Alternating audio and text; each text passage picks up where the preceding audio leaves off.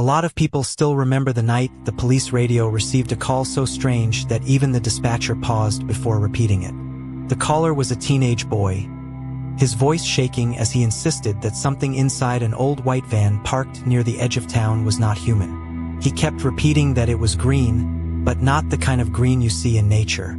He described it as the color of something damp and forgotten, slick like oil beneath a streetlight.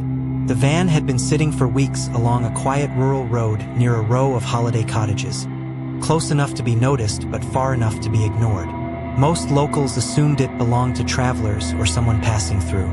No one thought twice about it until the night Linda and Jack Meyers hosted a small anniversary gathering at one of those cottages. Friends described them as inseparable, the type of couple who still laughed at private jokes and held hands after 25 years of marriage. The evening was warm and calm, with soft music playing and fairy lights glowing across the garden fence. Around midnight, neighbors reported hearing what sounded like distant fireworks, short, sharp popping noises echoing across the fields. Moments later, a low humming vibration rolled through the air, subtle but heavy enough to make window glass tremble. One guest who left early later claimed he noticed a faint green glow pulsing from inside the white van as he drove past. He assumed it was just a reflection and continued home. By morning, the cottage door stood open, chairs were overturned, glasses shattered across the kitchen floor, and Linda and Jack were gone. What police found instead were 2 spent shotgun shells on the kitchen counter, placed close together as if they had been set down carefully rather than dropped in panic. There was no weapon anywhere in the cottage. From the back door leading toward the road, officers followed a thin trail of dark, sticky residue stretching across the grass. It wasn't blood.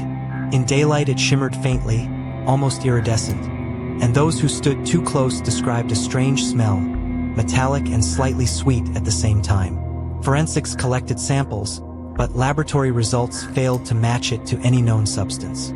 Stranger still, the white van that had been parked nearby for weeks was gone without leaving clear tire marks in the soft ground. 3 days later, the van was discovered abandoned in a supermarket car parked 40 miles away. CCTV footage showed nothing dramatic. The vehicle did not arrive in a way anyone could clearly track.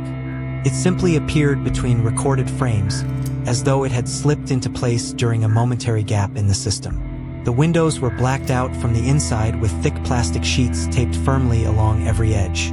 When investigators pried the rear doors open, a heavy, sour-sweet smell drifted into the cold air. The interior had been stripped bare. No personal belongings, no visible signs of struggle. Just a single folding chair bolted directly to the metal floor. Deep gouge marks scarred the walls in long curved arcs, as if something inside had been dragged in circles again and again. Under ultraviolet light, that same green residue coated the floor, thicker near the center, almost pooled beneath the chair. There was also a camcorder resting on the passenger seat, its battery nearly drained but the memory card still intact. The footage inside would later become the center of countless online debates. It began normally, almost casually, with Linda laughing and adjusting her hat while Jack teased her about getting older. The camera angle suggested it had been placed on the dashboard facing the back of the van. For several minutes, nothing seemed unusual. The couple sat on the folding chair, speaking in low voices about a surprise they didn't want to reveal to their guests yet. Their tone was warm, relaxed, completely unaware of anything strange. Then the humming started. At first it was faint, barely noticeable beneath their conversation. Both of them froze at exactly the same moment, their smiles fading as if reacting to something only they could hear. The light inside the van flickered once, casting brief shadows across the metal walls. A darker shape seemed to shift behind them, though there was nowhere for anyone else to stand. Linda slowly turned her head, her expression tightening, and whispered, "It's here." Jack stood abruptly, knocking the chair sideways, and the camera shook violently. After that, the recording captured only fragments. Blurred movement, a flash of something wet and green sliding across the lens, and Jack's voice shouting that their faces were wrong.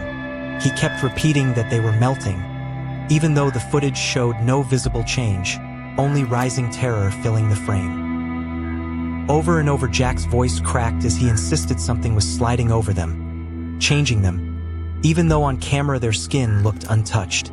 The final clear frame showed Linda staring directly into the lens.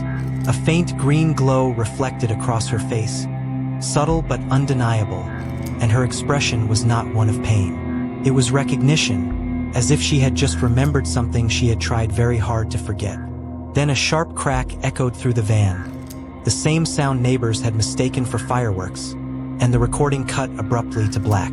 Investigators later concluded that Jack must have fired the shotgun in panic, matching the shells found at the cottage, but no bodies were ever recovered and no weapon was found inside the van or at the scene. The lack of physical evidence unsettled detectives more than any sign of violence would have. What disturbed them most, however, was the teenage boy who made the original emergency call.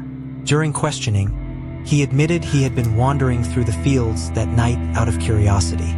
He noticed a small tear in the plastic covering one of the van's rear windows and looked inside. At first, he saw only darkness. Then the humming began again, vibrating through the ground beneath his feet. He claimed a tall shape slowly separated itself from the shadows, its surface rippling like liquid under glass, adjusting its outline as if trying to hold a human form. He said the shape didn't move the way a person would. Instead, its surface tightened and shifted until two darker patches formed where eyes should have been. It turned toward him without stepping, without making a sound, and he felt something press inside his mind. Not a voice exactly, but a thought that didn't belong to him. It told him it only needed to borrow something human for a while. Promised everything would be returned once it understood how it worked. Terrified, he stumbled backward and ran toward the main road, the humming fading only when he was far enough away. Months passed with no arrests and no explanation. Online forums began calling it the Green Monster, though officials dismissed the name as sensational nonsense. Still, similar reports surfaced in small towns across the UK and parts of the American Midwest. Abandoned vehicles, faint humming sounds in empty car parks, traces of green residue that seemed to evaporate before proper testing. In several accounts, witnesses claimed they saw their own reflections distort in windows just before nearby lights flickered out. Years later, a retired officer reviewing the van footage with enhanced software claimed there was a single frame, almost impossible to catch, where Linda and Jack were no longer alone. Between them stood a tall, semi-translucent figure, its surface swirling like liquid beneath glass. It wasn't attacking. It appeared to be studying them. In the following frame, it seemed closer, its color deepening into that impossible shade of green. The officer insisted that something detached from it and aligned perfectly over Linda's face, like a mask settling into place. He refused further comment after that. Today, the cottage stands empty and the official file lists the case as an unsolved disappearance. Yet every so often, along quiet motorways or in dim rural car parks, someone reports seeing a white van with blacked-out windows and a faint green glow pulsing from within. Drivers who pass too close describe a low hum vibrating through their steering wheels and a strange sensation that their reflection in the rearview mirror lags half a second behind their movement. Most dismiss it and drive on, but a few insist that, just before they look away, they see something inside the van adjusting itself in the darkness, practicing a smile that settles just a fraction too late where human eyes are supposed to be.